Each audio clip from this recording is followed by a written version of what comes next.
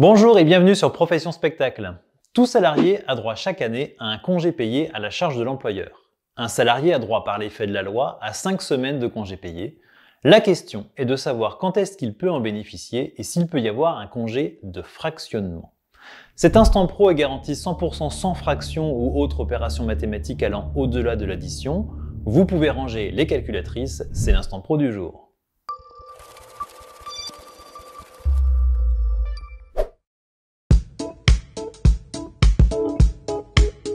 Sur ces 5 semaines, il faut en principe en prendre au moins 4 dans une période légale allant du 1er mai au 31 octobre. La répartition de ces 4 semaines varie.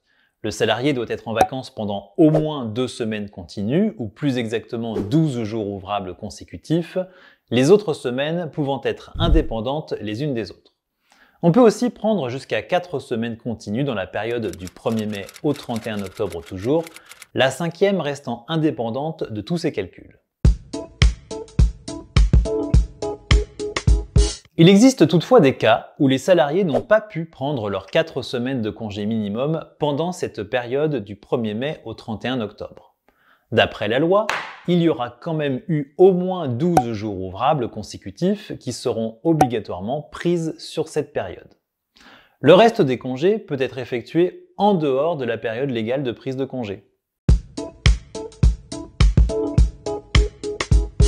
Si le salarié doit prendre une partie de ces 4 semaines de congé en dehors de la période du 1er mai au 31 octobre, il obtient des jours de congé supplémentaires appelés congés de fractionnement.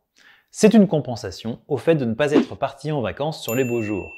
Le salarié obtient ainsi un jour de congé supplémentaire s'il prend entre 3 et 5 jours de congé en dehors de la période du 1er mai au 31 octobre, et il obtient 2 jours de congé supplémentaires s'il prend 6 jours ou plus de congés en dehors de la période du 1er mai au 31 octobre.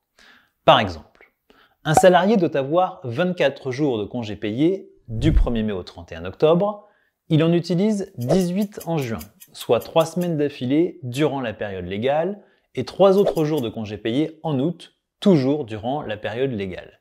Il lui reste donc 3 jours de congés dont il bénéficiera en dehors de la période légale. Il aura donc un jour de congé supplémentaire à poser.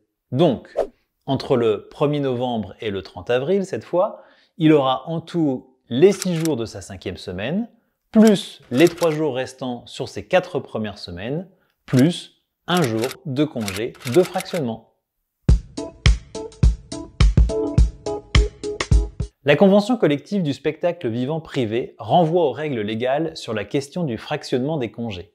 Elle précise aussi que les salariés employés sous contrat à durée déterminée d'usage, y inclut les artistes et les techniciens du spectacle, occupés de manière continue dans le cadre d'un même contrat de travail pendant les 12 derniers mois, bénéficient des règles sur le fractionnement. C'est fini pour aujourd'hui. N'oubliez pas de liker, commenter, vous abonner et partager, ce sera sympa.